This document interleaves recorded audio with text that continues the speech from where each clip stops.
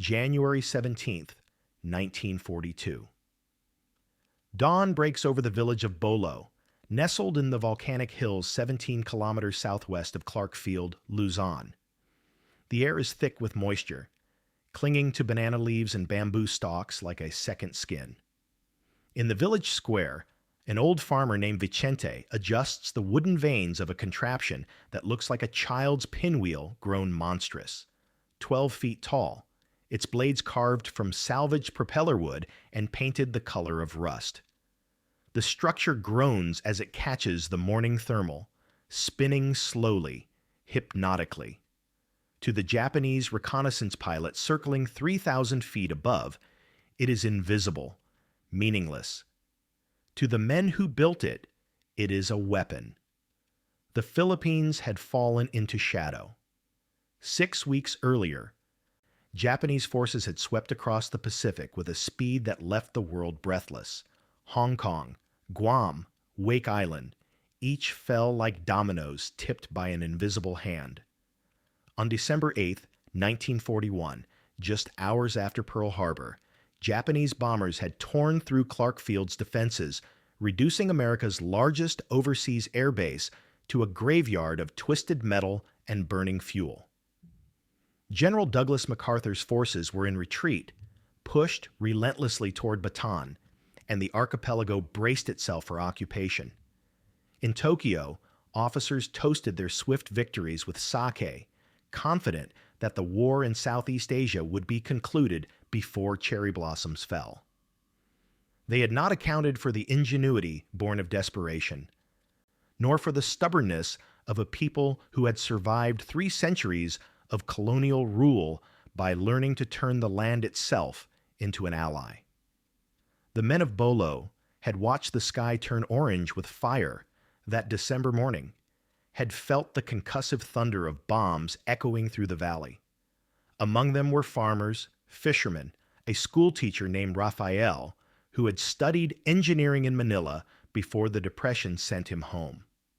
They were not soldiers. The Philippine Scouts and USAFFE forces had already been ordered into defensive positions, but they were not helpless. In the days following the initial assault, as Japanese units secured Clarkfield and began the work of converting it into a forward operating base for their southern campaigns, the villagers held a meeting beneath the acacia tree where their grandfathers had once planned resistance against Spanish friars. Raphael spread a map across a table made from a door torn from its hinges. His finger traced the wind patterns he had observed for 30 years. The morning thermals that rose from the valley floor, the afternoon gusts that funneled through the mountain passes, the way dust devils formed in the dry season, spinning with enough force to strip thatch from roofs. "The Japanese need that airfield operational," Raphael said, his voice steady despite the tremor in his hands. "Every day they can't fly is a day our forces gain.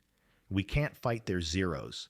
We can't sabotage their fuel depots. They're too well guarded, but we can fight the wind." The idea seemed mad at first. Yet madness and genius have always shared a border thin as rice paper, and in war, that border dissolves entirely. The village had no dynamite, no guns that could reach the airfield perimeter, but they had timber, rope, scrap metal from a dozen ruined vehicles, and most importantly, they had knowledge. The intimate understanding of their land's moods and temperaments that comes only from generations of observation. Within 3 days, they had constructed the first wind trap. The principle was deceptively simple. Clarkfield sat in a natural basin where wind patterns converged in predictable ways. The Japanese had chosen it for precisely this reason. Consistent winds meant easier takeoffs and landings for heavily loaded aircraft. But consistent winds could be disrupted. The trap was essentially a massive venturi device, a funnel that captured prevailing winds and redirected them at sharp angles across the airfield's approach paths. Its blades, angled at precisely calculated degrees, created turbulence, pockets of chaotic air that shifted unpredictably, rising and falling like invisible ocean swells. To a pilot bringing a Nakajima Kai-27 fighter in for landing, the effect would be catastrophic. Sudden drops in altitude, wings bucking against phantom forces, the sickening lurch of an aircraft caught between competing air masses. The Japanese discovered the trap's effects before they discovered the trap itself. On January 20th, 3 days after the first structure went operational, a squadron of 9 bombers returning from a raid on Manila approached Clark Field in standard formation. The lead aircraft, piloted by Lieutenant Takeshi Yamamoto, a veteran of the China campaigns who had logged over 800 hours, began his descent at 2,000 feet. His landing checklist was routine, automatic, mixture rich, propeller full forward, landing gear down. At 500 feet, the aircraft shuddered. Yamamoto's hands tightened on the yoke. At 300 feet, the bomber dropped like a stone, plummeting 30 feet in less than 2 seconds before the air beneath it suddenly returned, buoyant and violent. He aborted the landing, engines screaming, climbing back into the sky with his heart hammering against his ribs. 2 aircraft behind him attempted to land anyway. One succeeded after 3 attempts and a blown tire. The other overshot the runway entirely, its landing gear collapsing in the soft earth beyond the tarmac. The Japanese response was immediate and predictable. They blamed pilot error, then mechanical failure, then sabotage of a conventional kind. Engineers inspected the runway for damage. Intelligence officers interrogated suspected resistance members in nearby villages, their methods brutal and thorough. But they found nothing, because they were looking for bombs and bullets, for the tangible instruments of warfare they understood. They did not look at an old farmer's pinwheel spinning lazily in a village square 17 kilometers away. Raphael and his team built 5 more traps over the following month, spacing them strategically in the hills surrounding Clark Field.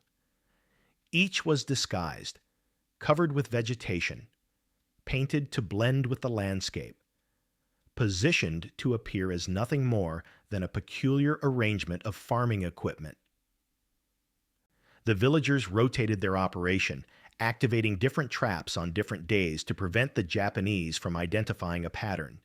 They studied flight schedules, learning to recognize the sound signatures of different aircraft types, activating their traps when heavy bombers, slower, less maneuverable, were due to return. The effect compounded. By mid-February, landing accidents at Clark Field had increased by 300%. Fighters were being diverted to secondary airstrips 40 miles away, adding precious minutes to response times. Maintenance crews worked double shifts repairing landing gear and stress-damaged airframes. Pilots grew cautious, their approaches tentative, the split-second timing required for combat operations eroded by doubt. In Tokyo, reports from the Philippine command grew increasingly frustrated. An airbase that should have been operating at 95% capacity was struggling to maintain 70%. Sorties were delayed. Reconnaissance missions missed their windows. The timetable for the Southern Advance, so meticulously planned, so brilliantly executed in those first heady weeks, began to slip. Japanese officers, trained to see warfare as a chess match of materiel and manpower, found themselves confounded by an enemy they could not identify, much less engage. They had expected resistance in the form of guerrilla ambushes, sabotage raids, the conventional tactics of insurgency. They had not expected the land itself to turn against them, had not imagined that farmers armed with nothing but wood and knowledge could transform wind, invisible, intangible, into a weapon as effective as any bomb. But the villagers of Bolo understood something their occupiers did not: that technology without wisdom is brittle, that sophistication can be undone by simplicity applied with precision. They had not been trained at military academies or taught the principles of aerodynamics from textbooks. Their education came from watching hawks ride thermals, from feeling the shift in air pressure before typhoons, from knowing that the same wind that fills a sail can capsize a ship if met at the wrong angle. This was not ignorance fighting modernity. It was ancient knowledge revealing the hubris of assuming that complexity equals superiority. The wind traps operated for 11 weeks before the Japanese finally understood what they were facing. The discovery came not through intelligence work, but through accident. A patrol chasing suspected guerrillas stumbled upon one of the devices during a maintenance check. Even then, it took 3 days of observation and measurement before engineers grasped the full scope of what they were seeing. The report that reached Colonel Hideaki Ozawa, commander of air operations for Central Luzon, described the traps in language that bordered on admiration. A sophisticated application of fluid dynamics principles, executed with materials that suggest both resourcefulness and technical expertise. Ozawa read the report twice, his jaw tightening. He had lost 19 aircraft to landing accidents, suffered delays that had rippled through the entire theater, been reprimanded by his superiors for failures he could not explain. And the enemy had been farmers with salvaged wood. The Japanese destroyed the traps within 48 hours, sent patrols to scour the hills for any remaining devices, instituted new security protocols extending 20 kilometers in every direction from Clark Field. But the damage, psychological as much as operational, had been done. Pilots approached the airfield with lingering caution. Maintenance logs showed increased stress inspections, proactive repairs, time-consuming checks that slowed turnaround between missions. The legend of the wind traps spread through the ranks, whispered in mess halls and ready rooms, a story that transformed from tactical setback into something larger, evidence that this war, this occupation, would not be the swift and simple conquest they had been promised. Rafael did not live to see the liberation of the Philippines. Japanese reprisals against Bolo came in March, swift and merciless.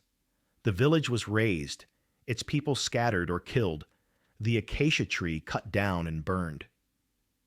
But the idea survived, carried by refugees and resistance fighters across the archipelago. Similar traps appeared near other airfields, each adapted to local conditions, each bearing the signature of someone who understood that the most powerful weapons are sometimes the simplest.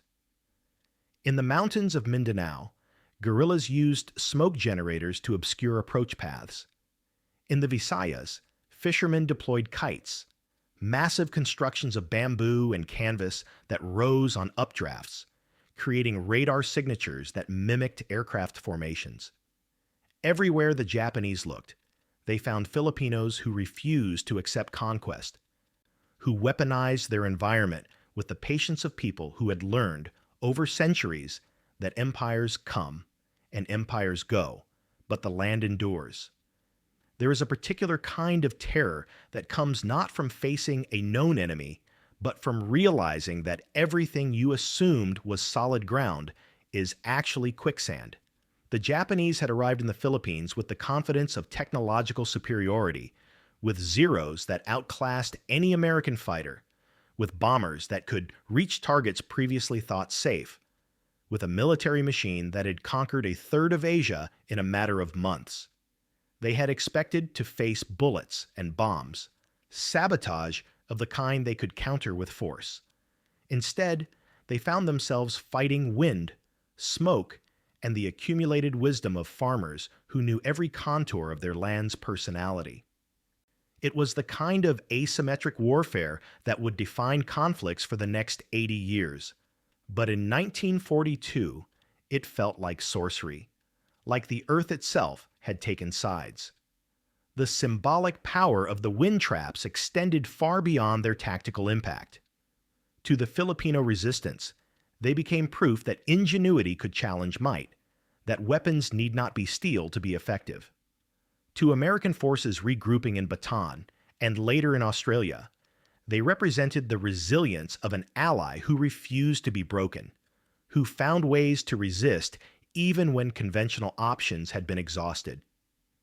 To the Japanese, they were a crack in the narrative of inevitable victory, a reminder that conquest and control are not synonymous, that occupying territory is meaningless if the people within it remain undefeated in spirit. In the personal diary of Lieutenant Yamamoto, recovered after the war from a crashed aircraft in New Guinea, there is an entry dated February 3rd, 1942. He describes the approach to Clark Field, the tension in his shoulders, the way his hands grip the controls too tightly.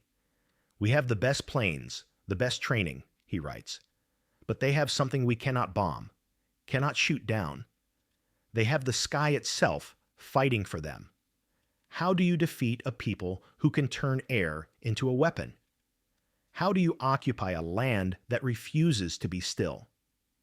It is a question that echoes across decades, across continents, across every conflict where technological superiority met the intractable will of those defending their homes. The wind traps of Bolo were dismantled and forgotten by most. Footnotes in histories that focus on battles with clear victors and defined casualties. But they represent a truth that military academies still struggle to teach, that warfare is not merely a contest of firepower, that victory belongs not always to the side with the most advanced equipment, but often to the side that understands most intimately the terrain, physical and psychological, on which the conflict is fought. The wind has no loyalty. It serves no flag.